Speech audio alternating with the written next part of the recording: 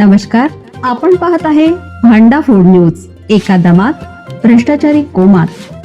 Social media, कर्जबाजारी, गुन्हेगारी, सट्टेबाजी, चोरी, मटका, जुगार, दारू, सावकारशाही, न्यायाच्या प्रतीक्षेत प्रशासन.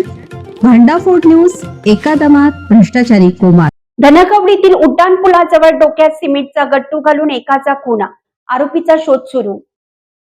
राज्यासह देशभरात गुन्हेगारी वाढली असून दररोज खून, लुटमार, खुनाचा प्रयत्न यासारख्या घटना घडत आहेत. अशातच आता पुण्यातून एक मोठी बातमी समोर आली आहे. पुणे सातारा रस्त्यावरील श्री शंकर महाराज उड्डाणपुलाजवळ एकाच्या डोक्यात सिमेंटचा गट्टू घालून खून केल्याची घटना घडली आहे. खून झालेल्या अनोळखी व्यक्तीची ओळख पटलेली नाही. या प्रकरणी पोलिसांनी गुन्हा दाखल केला आहे. याबाबत पोलीस शिपाई आकाश कीर्तीकर यांनी सहकार नगर पोलीस ठाण्यात तक्रार दिली आहे. पोलिसांच्या माहितीनुसार पुणे सातारा रस्त्यावर श्री शंकर महाराज उड्डाणपुलाजवळील भुयारी मार्गात एकाच्या डोक्यात सिमेंटचा गट्टू घालून खून करण्यात आला आहे. ही घटना शनिवारी 11 जुलै मध्यरात्री घडली. सकाळी एक जण भुयारी मार्गात गंभीर जखमी अवस्थेत पडल्याची माहिती सहकार नगर पोलिसांना मिळाली.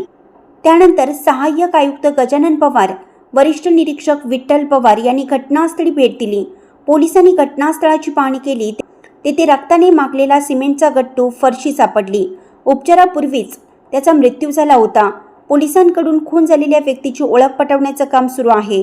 तो फिरस्ता असावा असा संशय व्यक्त करण्यात आला आहे. पोलीस निरीक्षक संतोष जाधव तपास करत आहेत.